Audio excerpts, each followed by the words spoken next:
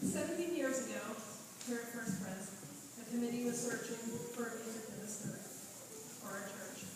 That committee was faithfully chaired by Martha Jackson, and I invite Martha now to come up and share a few words about that process, about your selection.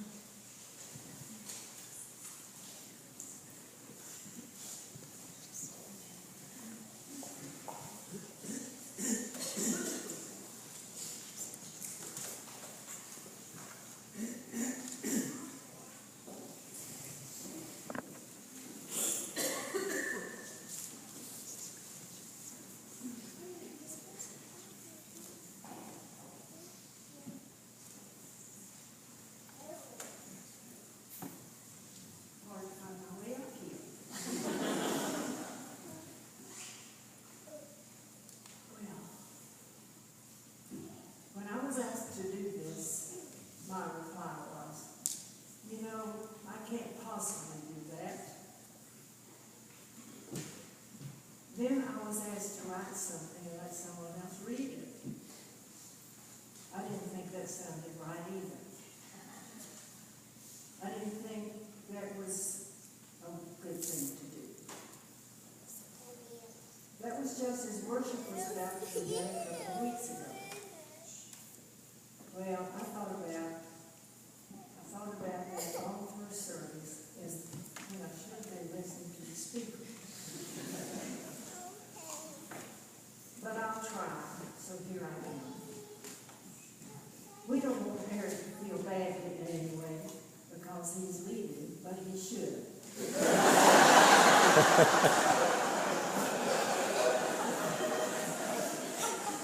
Because he's messing up so many things around here.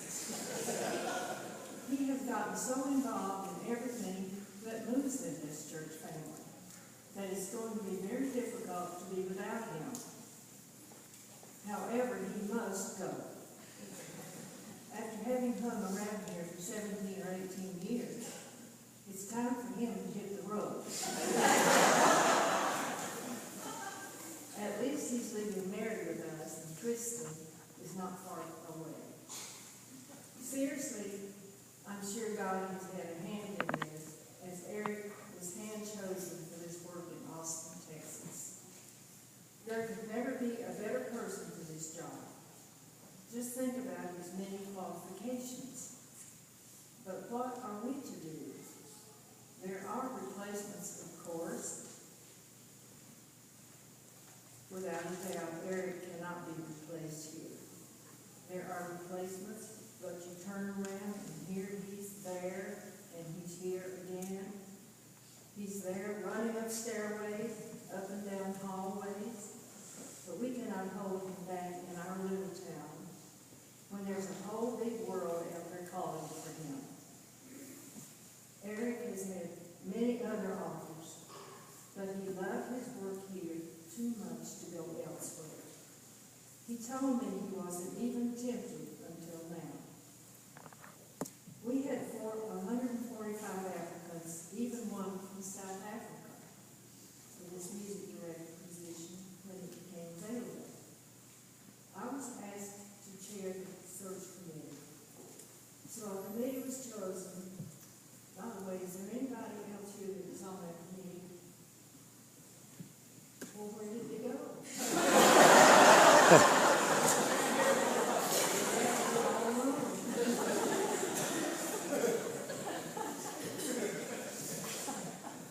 And we went to work with interviews, answering phones, reading resumes, watching DVDs, listening to CDs, tapes, etc. It was all done with a lot of prayer, I can assure you.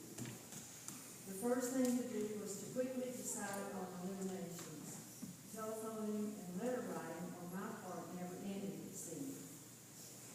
Finally, we were able to close in on our short list and needed to know if the applicants were more interested in just moving to Asheville or were they really interested in becoming our music director. However, there was a 20-something young man that kept working around coming to the forefront. I said, well, there's just one more way to find out about that. We will ask him to play the organ for a Sunday morning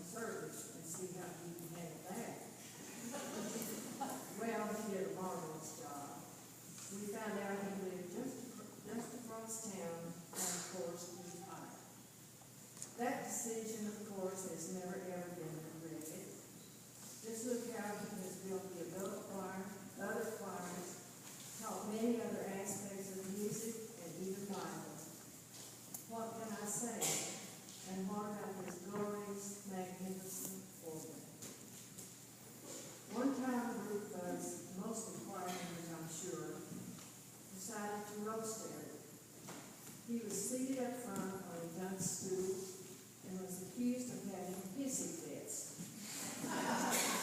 which the dictionary describes as emotional outbursts of anger, screaming, pointing fingers, stomping around, and being out of control when the choir was not paying attention. The choir even accused him of not being able to play neither organ or piano as he should have, and knew very little about the record. But now that he is much, much older and shows some signs of maturity, I understand that he doesn't do that anymore. We had fun and hoped Eric was not offended. I may have made some of that up. Because I was much younger then, and one does seem to forget as the years go by. It didn't take me long to find out that Eric left his FSU sports team about as much as I did my Carolina Tar Heels. As time went by, the rivalry between us became very serious, especially basketball for me. So after each game, whichever one of us lost his game, that one could be sure to expect some chiding from the other side. Once when Eric came to choir rehearsal wearing a Florida State sweatshirt, I said to him, "How dare you come into our hallowed hall, desecrating our sanctuary?" He didn't know what to say to that, so he just shook his head. Guess he thought he was the boss and he could do whatever he wanted. He and I have been close friends for as long as he's been here. I read in the newspaper the other day that one of our many beer companies is moving to Austin. They must have heard about Eric's moving there and wanted to make sure that he would have plenty of liquid so he would not become dehydrated. As I'm typing this, it is 95 degrees there at 7:15 p.m. And yes, had we really been honest with ourselves, we should have known this day would come. We just didn't want to face it. Eric, it's been fun teasing and putting you in the hot seat in jest. But seeing you go is like seeing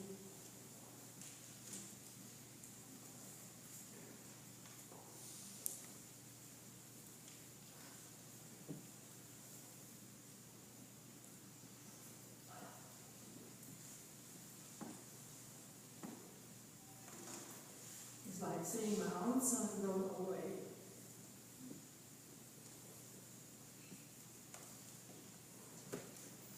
We all love you.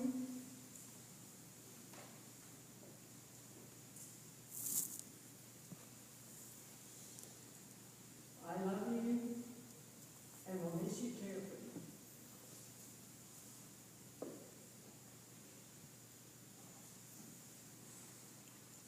And ask God's richest blessings on you every day of your life as you go forth in His service. Please come back to see us when we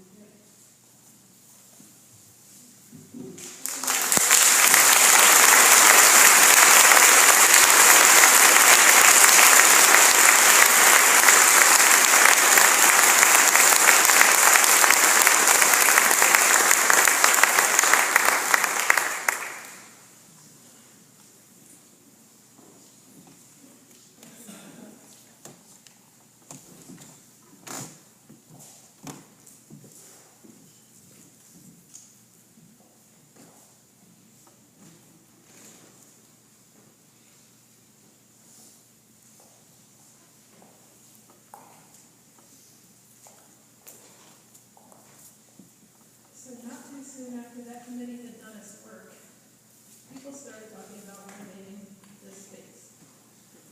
And almost since we've been here, there's been talk about what to do with our chancel space.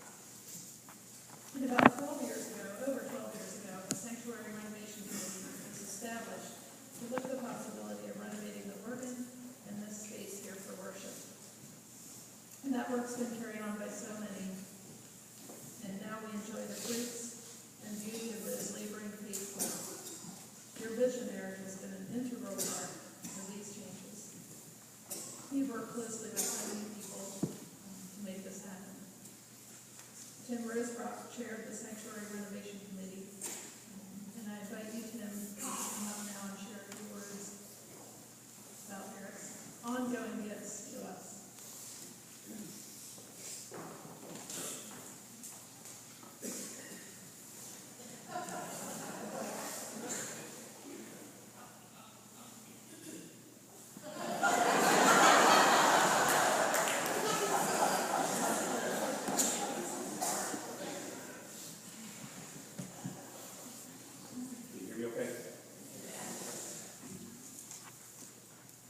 I was traveling this week, and I got a text from Michael, and he asked me if I would be willing to say a few words, and I thought, what an honor. And I blindly didn't even make the connection between the building committee and the fact that that would be an opportunity to talk about Eric's involvement. And so I spent a great deal of time thinking about the great theology of the church, and how Eric is intertwined music and theology. But on the subject of this project, even predating the Sanctuary Renovation Committee, there was something called Worship Committee. And Eric was on that group, as I was. Millie Middleton chaired that initial initiative. And we talked about all the sensory contributions to worship, and the space and sound and light and color, and all these things contribute to the experience that we have when we're together worshiping.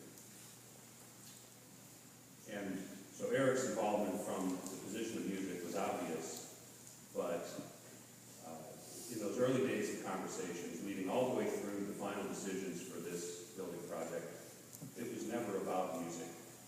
And it was never about the organ. It was never about where the piano might rest and is there enough space for the choir. It was about the whole. And it was about how these things come together with the sacrament and the word and the involvement of the congregation and the involvement of the choir and the inclusiveness of this space. And so when there were opportunities for decisions, it was not about the organ. It was not about the music. It was about how we are together and the welcoming design of this space to bring everyone together. So his fingerprints are here for generations. But clearly, again, they're not just about the space. The space is the enabler. His influence goes way beyond the physical. And I think perhaps his greatest gift to us in this community has been this idea of exploration and of connectedness. What better way to talk about exploration but to be here on this World Community Sunday? Any given Sunday morning you would hear the classics coming out of the Presbyterian hymnal, but mixed with Korean and South American and music from the African continent. And so this idea of inclusiveness and connectivity has been key to Eric's worshipful leadership here. He's pushed us to unfamiliar and unexpected